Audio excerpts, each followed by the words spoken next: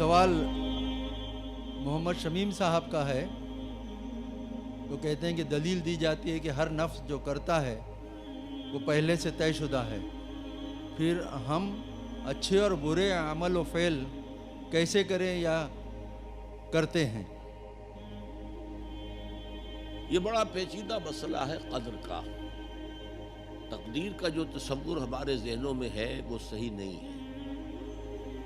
قدر کہتے ہیں اندازے کو، ایویلویٹ کرنا، کسی چیز کی قدر و قیمت کا اندازہ کرنا. اللہ نے ہر جاندار کے لیے ایک اندازہ مقرر کر دیا. مثلا چھوٹی سی چڑیا ہے اور وہ ہوا میں اڑتی پھر رہی ہے. انسان ہوا میں نہیں اڑ سکتا. مشین بنا کر ہوائی جہاز میں اڑ جائے، خود تو نہیں اڑ سکتا. تو یہ ہر نوع کی ایک تقدیر ہے. اسی طریقے سے ہر انسان کی بھی کچھ لیمیٹیشنز ہیں. ہر انسان کو دو چیزیں ملتی ہیں جس میں اس کا کوئی دخل نہیں. اسے والدین کی طرف سے جینز مل رہے ہیں، اس کے اثرات اس کی شخصیت پر ہوں گے. پھر جس ماحول میں اسے پیدا کیا گیا ہے اس ماحول کے اثرات ہوں گے. ان دونوں سے مل کر شاکلہ بنتا ہے. قرآن مجید نے شاکلہ کہا ہے. شاکلہ کہتے ہیں پیٹرن کو. آپ نے لوہے سے کوئی چیز ڈھالنی ہے تو پہلے لکڑی کا پاٹرن بناتے ہیں. ہمارے مصری لوگ پاٹرن کہتے ہیں اس کو. اسے آپ پیٹرن سمجھیے تاکہ اس میں آپ نے لوہا پگھلا کر ڈالا تو اسی کے مطابق ڈھل گیا.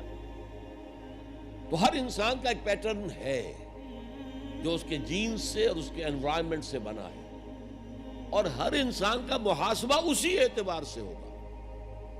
اگر کسی کے شاکلہ میں 100% نیکی کا اللہ تعالی نے صلاحیت رکھی تھی اور اس نے 40% کی ہے، وہ مارا گیا. جس کے اندر رکھی ہی 50% دی، اس نے 40% کر لیا، کامیاب ہو جائے گا.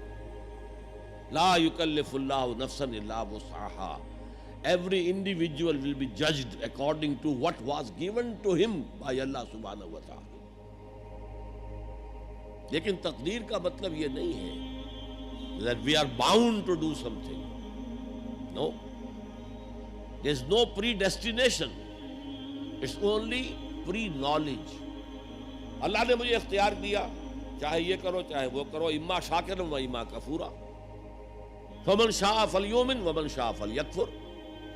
جو چاہے ایمان لائے، جو چاہے کفر کا اختیار کر لے. لیکن اللہ کو معلوم ہے کہ تم کیا کرو گے. یہ پری نالج ہے اللہ کا، پری ڈیسٹینیشن نہیں ہے. اللہ نے مجبور نہیں کیا. ہاں وہ لمیٹیشن جو آپ کی شخصیت کے اندر ہے وہ اپنی جگہ ہے، لیکن نیکی اور بدی، خیر اور شر، حق و باطل کا چوائس آپ کو دیا ہے.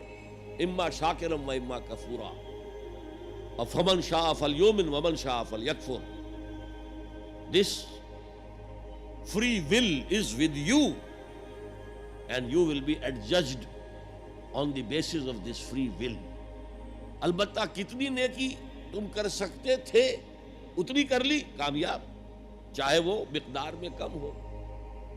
اب جب غزوہ تبوک کے موقع پر حضور نے مسلمانوں سے کہا یہ جیش العسرہ ہے، ساز و سامان چاہیے، اب لاؤ پیسے پیش کرو.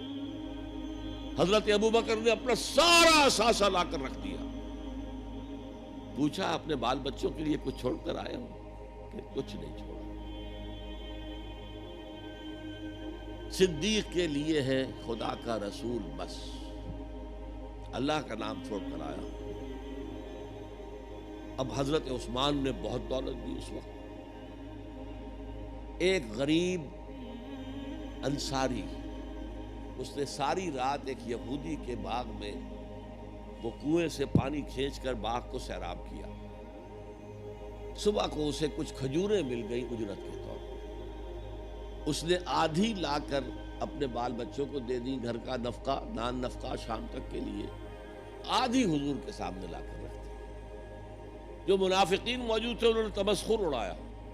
ہاں جی ہاں، بغیر ان کھجوروں کے تو یہ لشکر جا ہی نہیں سکتا، یہ تو بڑا، یہ تو بہت. حضور نے کیا کہا؟ ان کھجوروں کو اس پورے ڈھیر کے اوپر پھیلا دو، اللہ کی نگاہ میں یہ اس پورے ڈھیر سے زیادہ بھاری ہے. آپ جو کچھ کر سکتے ہیں کیجئے.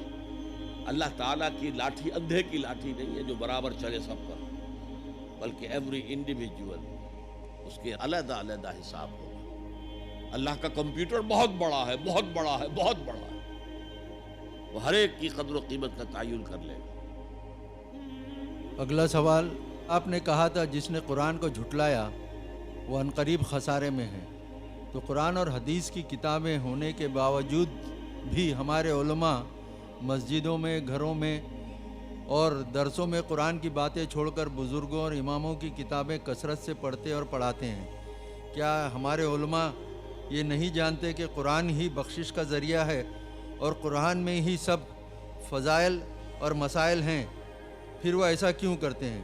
تسلی بخش جواب دیں۔ میرے پاس یہ اختیار تو نہیں ہے کہ آپ کی لازماً تسلی کرا دوں، البتہ میں عرض کرتا ہوں علماء کرام کو برا بھلا کہنے کی بجائے اپنے گریبانوں میں جھانکیے۔ آپ خود کیوں نہیں پڑھتے دین کو؟ آپ نے ڈاکٹری پڑھی، آپ نے انجینئرنگ پڑھی، آپ نے ایم بی اے کیا، آپ نے کمپیوٹر سائنس کے اندر ایم ایس سی کیا، آپ کیوں نہیں پڑھتے؟ آپ نے یہ مولوی پروفیشن کریٹ کیوں کیا ہے؟ اسلام میں کوئی مولوی پروفیشن نہیں ہے۔ اسلام میں نہ پاپائیت ہے نہ برہمنیت ہے۔ ہر مسلمان کو اس قابل ہونا چاہیے کہ نماز پڑھائے، ہر مسلمان کو اس قابل ہونا چاہیے اپنی بیٹی کا نکاح خود پڑھائے، ہر مسلمان کو اس قابل ہونا چاہیے کہ اپنے باپ کا جنازہ خود پڑھائے۔ جو دعا اس کے دل کی گہرائی سے نکلے گی وہ کسی عالم دین کے دل سے نکل سکتی ہے۔ تو اصل میں ہم نے اختیار کیا دنیاوی تعلیم، جس میں پیسہ ہے، جس میں عزت ہے، جس میں گلیمر ہے، جس میں اونچے کیریئر ہیں، اور ہم نے باقی کام چھوڑ دیا ہے علماء کے کہ تو پھر ان پر تنقید کرتے ہیں۔ لہذا اپنے گریبانوں میں جھانکیے، پانی ہمارے اندر بڑھتا ہے،